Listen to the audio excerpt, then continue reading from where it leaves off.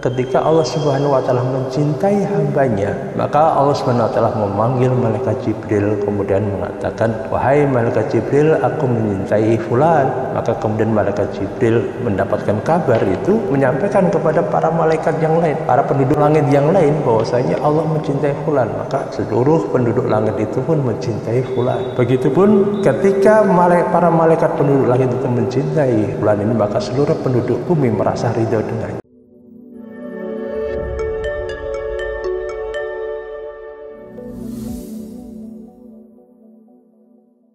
Assalamualaikum warahmatullahi wabarakatuh. Sahabat Inspira yang dirahmati Allah Subhanahu wa Ta'ala, dalam perjalanan hidup kita dari sejak kita lahir sampai kemudian kita meninggal dunia nanti, ada banyak peristiwa dan kejadian yang kita alami dan kita hadapi. Karenanya sebagai hamba Allah kita siap dengan segala peristiwa-peristiwa yang kita alami tersebut. Fatilkal ayyam nudawiluha bainan nas. Hari-hari diperkelirkan di antara manusia. Imam Al-Qurtubi ketika menjelaskan nudawiluha bainan nas dengan min farahin wa gumin, dengan kegembiraan dan kesusahan, wa syihatin wa syaqawin, kesehatan dan penyakit, wa ginan wa fakrin, kekayaan dan kefakiran. Itulah kenapa dalam perjalanan kita membangun kehidupan rumah tangga diawali dengan doa barakawolak wa baraka alaik wa jamaah bainakuma fi khair. Tidak ada yang paling kita harapkan dari perjalanan keluarga atau rumah tangga kita melainkan ketika Allah menurunkan keberkahan dalam kehidupan rumah tangga kita, baik dalam keadaan lapang maupun sempit, sehat maupun sakit, berkelimpahan harta atau kekurangan, dalam keadaan barokah. Imam Al-Ghazali memberikan penjelasan berkenaan dengan mana barokah adalah bertambahnya kebaikan, ziyadatul khair, bertambahnya kebaikan. Artinya dalam situasi apapun, baik saat kita sakit, itu baik bagi diri kita, akan menambah kita semakin beriman dan bertakwa kepada Allah. Begitupun pada saat kita sehat, akan semakin membuat kita bersemangat dalam beribadah. Begitupun pada saat kita kekurangan harta, membuat kita merasa terhalang dari melakukan perbuatan-perbuatan yang lahun, perbuatan-perbuatan yang tidak bermanfaat dalam kehidupan kita. Pun saat kita memiliki harta yang berkelimpahan, kita merasa mendapatkan kesempatan untuk bisa berderma, kita melakukan amal soleh dengan berinfak, bersedekah, bahkan menunaikan zakat. Begitu seterusnya. Karena sahabat Inspira dirahmati Allah Subhanahu wa Ta'ala, penting bagi kita untuk memahami sejauh mana perjalanan kehidupan keluarga atau rumah tangga ini dinaungi dengan keberkahan. Ulama menjelaskan paling tidak ada 4 hal tanda atau ukuran keberkahan dari sebuah rumah tangga atau keluarga. Yang pertama adalah bima yurdi rahman.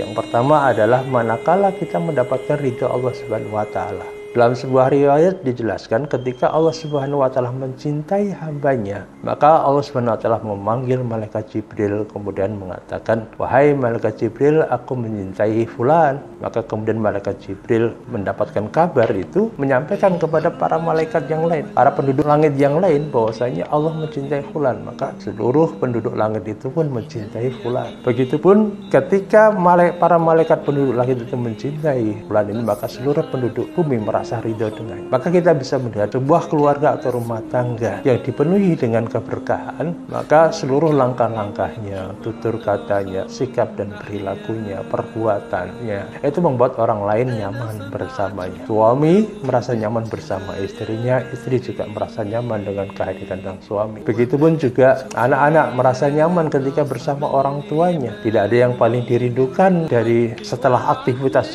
yang dilakukannya, baik di sekolah maupun saat dia bermain, melainkan kembali ke rumahnya. Inilah ukuran keberkahan real yang bisa kita lihat dan saksikan dalam kehidupan harian kita. Manakala Allah ridho dengan apa yang kita lakukan, itulah tanda adanya keberkahan, sehingga kita mudah dan merasa nyaman menjalani. Kemudian yang kedua, tanda keberkahan adalah manakala kita merasakan bahwasanya perjalanan hidup kita ini dipenuhi dengan antusiasme dan semangat kita untuk beribadah kepada Allah. Bima yunasidul ibadah, punya semangat untuk beribadah, bukan bukankah wa ma umiru illa liya'budullaha mukhlishina lahu dina hunafa wa yuqimus shalah wa yu'tuz zakah wa dzalika dinul qayyim. Bukankah mereka tidak disuruh melainkan untuk beribadah kepada Allah, sebagaimana ayat yang lain, wa ma khalaqtul jinna wal insa illa liya'budun. Tidaklah aku ciptakan jin dan manusia melainkan untuk beribadah kepadaku, kata Allah. Keluarga yang dipenuhi dengan keberkahan itu, dia memiliki semangat ibadah. Bahkan sejak hari pertama pernikahan itu terjadi, tidak ada yang paling penting untuk dilakukan oleh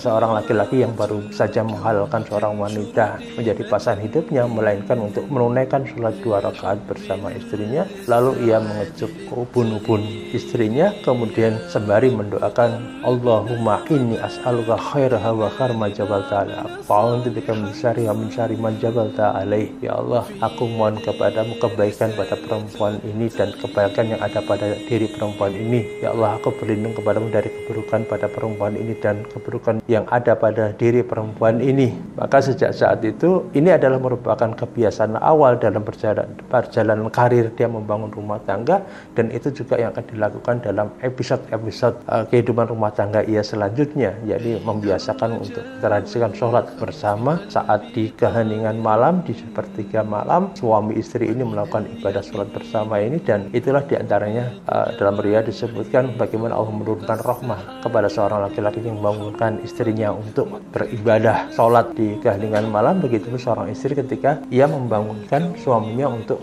bareng-bareng melaksanakan ibadah kepada Allah Subhanahu wa Ta'ala. Inilah tanda keberkahan kedua, yakni bima yunasyidul ibadah, punya semangat untuk beribadah. Kemudian yang ketiga, tanda keberkahan yang ketiga adalah bima yanfa'un nas, manakala keberadaan kita bermanfaat bagi orang lain. Khairun nas anfa'um linnas, sebaik-baik manusia adalah yang bermanfaat bagi orang lain. Dalam kehidupan keluarga rumah tangga juga demikian. Bagaimana seorang istri merasa betul-betul kehadiran suami itu banyak membantu dalam kehidupannya, dari mulai mengingatkannya ketika ia salah, mendidiknya untuk taat kepada Allah. Bagaimana kehadiran seorang ayah begitu sangat berarti bagi anak-anaknya, yang mengajari ilmu agama, yang mengajaknya beribadah kepada Allah, yang membelikan sesuatu makanan atau minuman atau hal-hal yang bermanfaat bagi anak-anaknya untuk semakin dekat dengan Allah Subhanahu wa Ta'ala. Sehingga kehadiran seorang ayah atau suami itu betul-betul dinantikan oleh keluarganya. Bagaimana ketika seorang laki-laki pulang ke rumah itu betul-betul mendapatkan sambutan manis dari istrinya, seolah kehadirannya betul-betul dinantikan,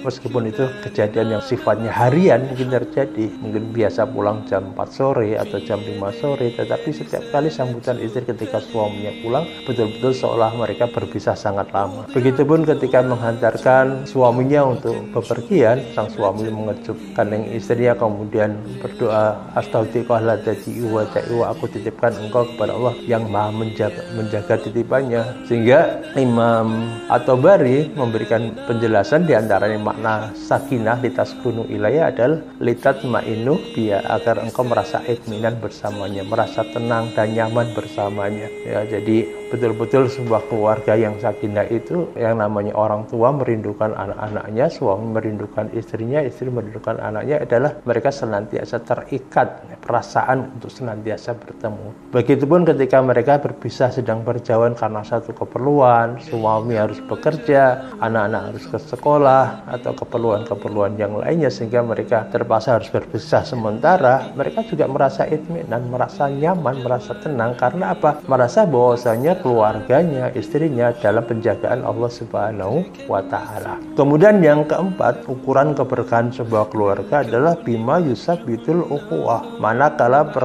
pergaulan kita, persaudaraan kita semakin kokoh dan tidak bermasalah, terutama antara suami dan istri, ikatannya sangat kuat. Tidak pernah terjadi suami istri mendiamkan, apalagi kok sampai lebih dari 3 hari, di mana ketika seorang muslim saja mendiamkan muslim yang lainnya lebih dari 3 hari saja, bukan karena tidak ada keperluan, tapi karena ada hati yang pecah, itu membuat amalnya tertahan. Bukankah dalam riwayat disebutkan setiap hari Senin dan Kamis catatan amal kita dilaporkan oleh para malaikat kepada Allah Subhanahu wa Ta'ala, dan ketika seorang muslim mendiamkan seorang muslim yang lainnya lebih dari 3 hari, itu menjadikan terhalang loh, artinya bisa jadi merusak amal yang dilakukannya selama ini. Sahabat inspirasi yang dirahmati Allah Subhanahu wa Ta'ala, inilah pentingnya kita ingatkan kepada anak-anak kita agar tidak terjadi antara kakak adik itu ada pecah atau perselisihan yang sampai berlarut-larut, apalagi suami istri yang ketika ada ketidakcocokan kemudian mereka harus bertengkar hebat dan berlama-lama saling mendiamkan. Tentu itu bukan suatu hal yang baik. Bahkan sampai dalam syariat Islam itu ketika seorang suami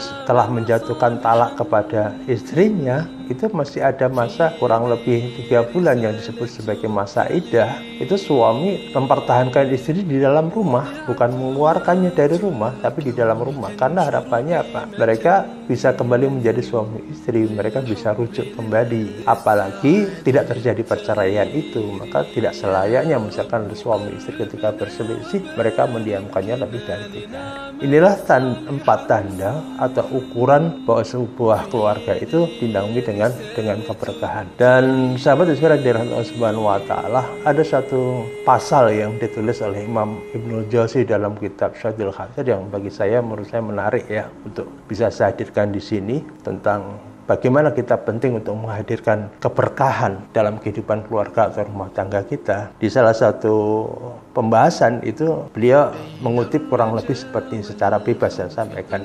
Bagaimana perasaanmu jika seorang suami merasa telah melakukan banyak hal kepada istrinya, tapi kemudian istrinya tidak mencintainya? Bagaimana perasaan seseorang yang merasa telah melakukan banyak hal, membantu kawannya, sahabatnya dalam banyak hal, tapi kemudian sahabatnya malah acuh tak acuh mengabaikan dirinya? Nah, bagaimana ketika seorang sudah merasa bekerja dengan sebaik-baiknya, kemudian majikannya sama sekali tidak menghiraukannya, atau dia sebagai rakyat sudah berusaha menjadi rakyat yang baik, membayar pajak, kemudian juga taat kepada aturan pemerintah, tapi justru penguasa mengabaikan dirinya. Itu saja kita merasa tidak nyaman. Apalagi kalau kemudian ternyata di kehidupan akhirat, naudzubillah min dzalik wal iyadzubillah, misalkan ada seseorang merasa dia telah melakukan sekian banyak amal kebaikan yang dilakukannya, tapi justru amalan itu tidak diterima Allah Subhanahu wa taala. Bisa jadi faktornya tadi mendiamkan saudaranya, bahkan tidak kunjung untuk berdamai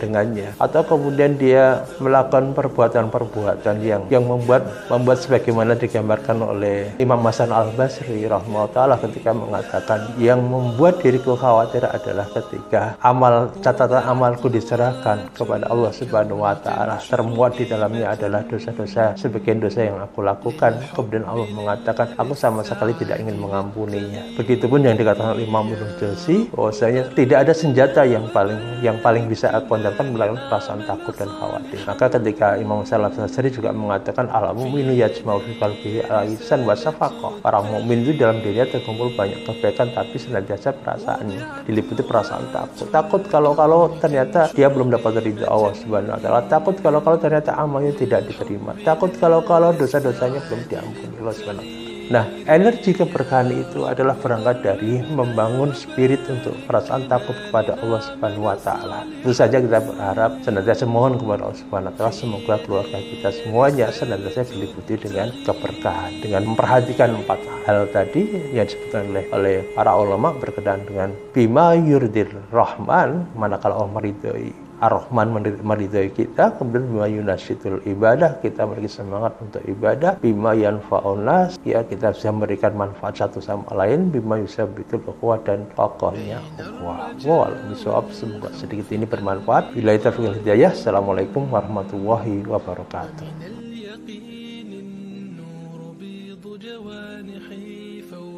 السحاب يطير حرا مدركا